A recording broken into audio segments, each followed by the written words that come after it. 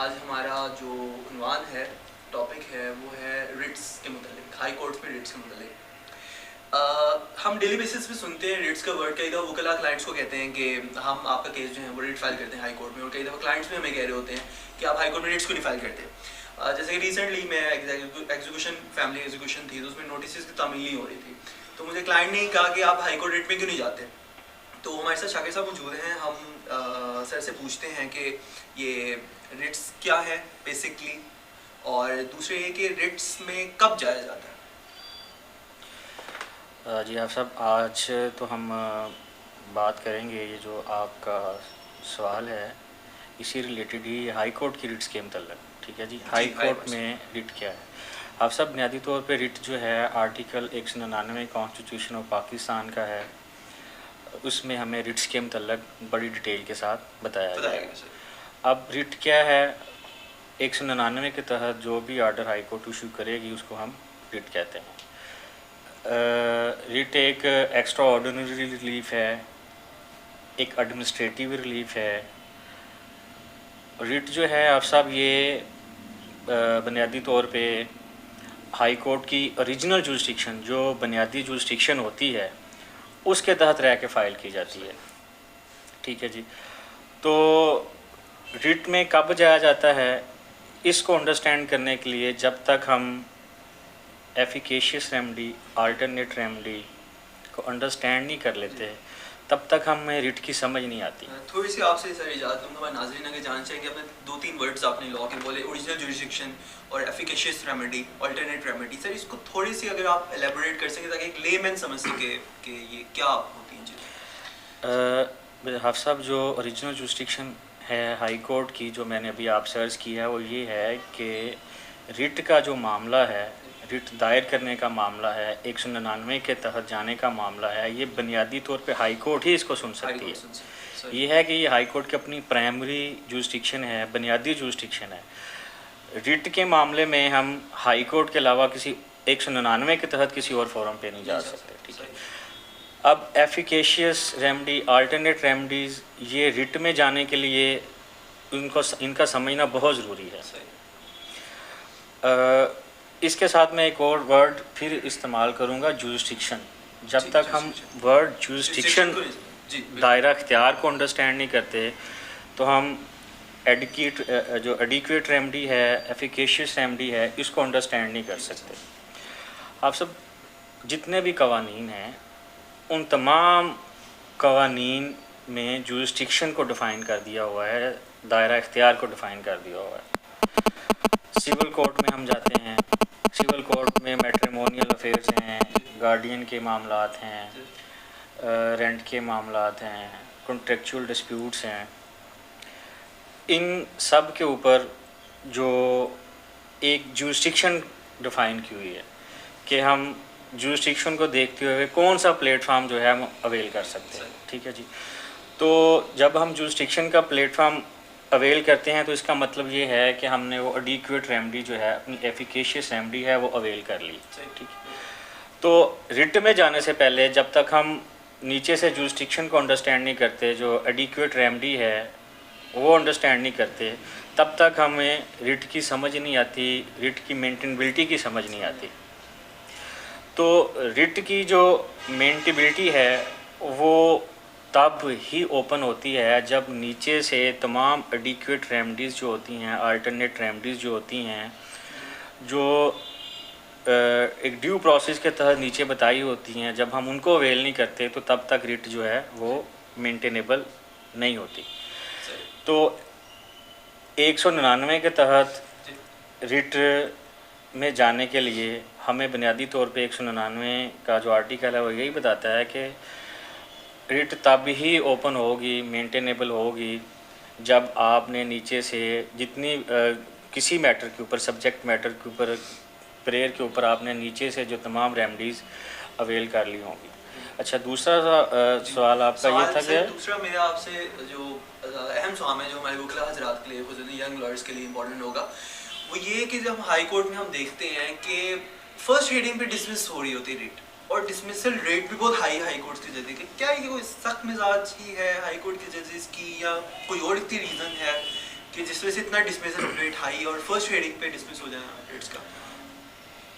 आपसे ये बड़ा खूबसूरत सवाल आपका। और मैं ये जो अभी आपसे मैंने ये कहा है कि ये जो जब तक हम एडिक्वेट रेमेडी, एफिकेशियस रेमेडी को नहीं समझेंगे ना, तब तक हमें इस सारे मामले की समझ नहीं आ सकती। हाई कोर्ट के जजेस का कोई सख्त मिजाज नहीं है, इसमें हम अपने वकला की नालायकी है। जब तक हम नीचे वाली जो रेमडीज़ अवेल नहीं करेंगे, एफिकेशियस रेमडी जो हमें बताया गया हुआ है कि ये अपील बनती थी, इस मैटर के ऊपर हमें अपील लेनी चाहिए थी, इस मैटर के ऊपर सेकंड अपील बनती थी, हमें सेकंड अपील लेनी चाहिए थी, ये एक रिवीजन का मैटर है, हम रिवीजन में जाना चाहिए था, और इसके लिए एक स्पेशल लॉ मौजूद है, स्पेशल अथॉरिटी मौजूद है, हमें उसके पास जाना चाहिए था। जब तक हम तमाम रेमडीज़ को एग्जॉस्ट नहीं ना कर लेते, तब तक हमें रिट में नहीं आना चाहिए। हमारा मसला क्या है? हमारा मसला ये है कि हमने वो नीचे वाली जो रेमडीज़ अवेल करना होती थी उनको पढ़ा नहीं होता, उनके मुताबिक एप्लीकेशन फ़ाइल नहीं की होती, उनके ऊपर हमने कोई जो एक फाइंडिंग सॉर्ट आउट नहीं की होती, तो हम डायरेक्ट हाई कोर्ट में चले जाते हैं। जब हम डायरेक्ट हाई कोर्ट में जाते हैं तो पहली डेट पे मेंटेनेबिलिटी पे रिट जो डिसमिसल हो जाती है, ठीक है। इसमें जजेस का कोई सख्त मजाज का होना शामिल नहीं है। इसमें मैं समझता हूँ हम अपने वकला की नालायकी है। अक्सर हम माशरे में बाहर देख रहे होते हैं कि मेरे से भी क्लाइंट पूछते हैं, सर रिट से जाना है तो मैं तो ये समझता हूँ कि रिट में जाया नहीं जा सकता। हम क्लाइंट को भी ये बताते हैं, भाई ये एक सिविल सूट बनता है, ये एक एप्लीकेशन फलां अथॉरिटी के साथ बनती है, ये आप पहले एफआईआर करवा लें, एफआईआर के बाद एक ड्यू प्रोसेस है, एक इन्वेस्टिगेशन होगी, तब हम अपना देखेंगे कि रिट में जाना बनता है या नहीं बनता। तो रिट में जाएंगे किसी ऐसे ऑर्डर के ख़िलाफ़ जिसमें कोई फंडामेंटल राइट इन्फ्रिंज हो गया हो, जिसमें कोई स्टैट्यूटरी प्रोविज़न की ख़िलाफ़ वर्जी होगी हो, और उसमें कोई रेमेडी अवेलेबल हमें ना हो, तो हम रिट की तरफ जा सकते हैं। जब हमें उस ऑर्डर के ख़िलाफ़ एक रेमेडी अवेलेबल है, तब तक तो हम रिट में जा ही नहीं सकते। तो हाई कोर्ट में डेली बेसिस पे जो पहली डेट पे मेंटेनेबिलिटी पे जो रिट्स डिसमिस हो रही होती हैं, उनकी एक बुनियादी वजह ये होती है कि हमारे पास जो अल्टरनेट रेमेडीज़ अवेलेबल होती हैं, हम उनको अवेल नहीं कर रहे होते। अच्छा, दूसरी वजह जो है रिट डिसमिसल होने की, उसमें पर्सनल जुरिस्डिक्शन भी हो सकती है। पर्सनल जुरिस्डिक्शन ये आप साहब के एक बंदा है, वो पेशावर का रहने वाला है, उसकी रेजिडेंस पेशावर की है, और उसकी जो ग्रीवियंस है वो पेशावर हाई कोर्ट ने रिड्रेस करनी है। अब वो आ रहा है लाहौर हाई कोर्ट में। जब वो लाहौर हाई कोर्ट में आएगा तो पर्सनल जुरिस्डिक्शन के ऊपर उसकी रिट खारिज हो जाएगी। इसको हम टेरिटोरियल जुरिस्डिक्शन भी कहते हैं कि एक मैटर था, वो पेशावर हाई कोर्ट ने सुनना था, वो बंदा आ गया है इधर लाहौर हाई कोर्ट में, तो लाहौर हाई कोर्ट की जुरिस्डिक्शन लैग कर जाएगी ना, लाहौर हाई कोर्ट उसको नहीं सुन सकती। अच्छा, दूसरा आप सब रिट को जो है जो हम समझते हैं मैं खारिज होने की पहली डेट पे मेंटेनेबिलिटी पे वजह यह है, वो एक है कंसेप्ट लिमिटेशन का। इसके साथ लैचेस का कंसेप्ट में ऐड करूँगा, एक्विसेंस का ऐड करूँगा कि लिमिटेशन तो ये है कि एक टाइम पीरियड होता है, उस टाइम के अंदर अंदर आपको अपनी रेमेडी अवेल करनी चाहिए, ठीक है। एक लैचेस है, लैचेस तो बहुत ज़्यादा टाइम गुजर जाए, डिले हो जाए, ठीक है, वो है। और एक्विसेंस का है कि अगर आपने नीचे कोई खुद ही एक कंसेंट दे दी है, एग्रीमेंट कर लिया है, तो उसके बाद आपकी कोई फ़ैसला आ गया है, अब आप उसको रिट में कैसे चैलेंज कर सकते हैं। इसके अलावा जो तीसरी वजह है रिट की मैं समझता हूँ खारिज होने की, वो फैक्चुअल कंट्रोवर्सी है। फैक्चुअल कंट्रोवर्सी जो है वो तो जो नीचे वाली कोर्ट्स हैं, ट्रायल कोर्ट्स हैं, जो स्पेशल फोरम्स हैं, उन्होंने डिसाइड करनी होती है। तो समटाइम्स हम फैक्चुअल कंट्रोवर्सी लेके भी हाई कोर्ट के पास चले जाते हैं। हाई कोर्ट रिट में फैक्चुअल कंट्रोवर्सी को सॉर्ट आउट नहीं कर सकती। जो फैक्चुअल कंट्रोवर्सी सॉर्ट आउट करने का प्लेटफॉर्म है वो नीचे ट्रायल के प्लेटफॉर्म्स हैं, जो स्पेशल फोरम बने हुए हैं, उनके जो प्लेटफॉर्म हैं उनके ऊपर हम अपनी फैक्चुअल कंट्रोवर्सी को सॉर्ट आउट कर सकते हैं।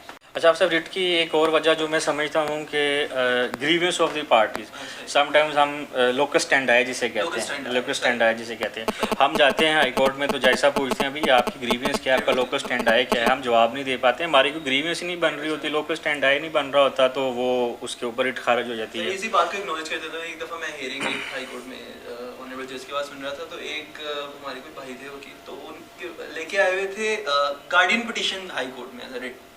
तो बात फिर वही है कि रिट में जाने से पहले आपको अल्टरनेट रेमेडीज़ का जो है ना कंसेप्ट ये बिल्कुल अंडरस्टैंड करना चाहिए, नहीं करेंगे तो रिट फिर पहली डेट पे जाके खारिज हो जाएगी।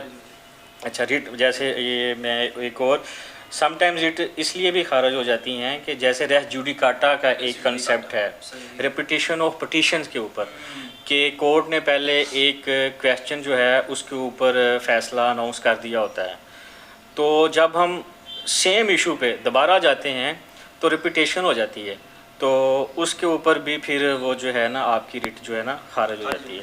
रिट खारिज होने की एक और वजह लोकल बॉडीज़, कॉर्पोरेट बॉडीज़ जो स्टैट्यूटरी प्रोविज़न के तहत रह के बनी होती हैं और इनमें काम करने वाले तमाम लोग जिनका कनेक्शन फेडरल गवर्नमेंट के साथ है, प्रोविंशियल गवर्नमेंट के साथ है, लोकल बॉडीज़ और कॉर्पोरेट बॉडीज़ के साथ है, वो लोग जो स्टैट्यूटरी ड्यूटीज़ परफॉर्म कर रहे होते हैं इन इदारों में, उनके ख़िलाफ़ हम रिट में जा सकते हैं और उनके ख़िलाफ़ हम अपनी कोई ग्रीवियंस जो होती है वो उसकी रिड्रेसल मांग सकते हैं हाई कोर्ट से प्रेयर में। लेकिन अगर हम किसी प्राइवेट आदमी के ख़िलाफ़ चले जाएंगे तो फिर रिट पहली डेट पे जो है ना वो खारिज हो जाएगी। बहुत शुक्रिया आपका, आपने बड़ी ही उम्दा अंदाज में जो है बयान फरमा दी है रिट्स के कॉन्सेप्ट को। हमारे मज़ीद आपसे सर टाइम हमें रिक्वायर्ड हो गए, जो डिटेल कॉन्सेप्ट्स हैं मैंडेमस शुरेरी वगैरह जैसे लचीज़ का हमने जिक्र किया, तो इस तरह के मज़ीद डिटेल ताकि एनालिसिस हो सके रिट्स के बारे में। आज के लिए इतना ही, इंशाल्लाह फिर एक नई टॉपिक से हाजिर होंगे आपके से। अभी के लिए अल्लाह हाफ़िज़, शुक्रिया।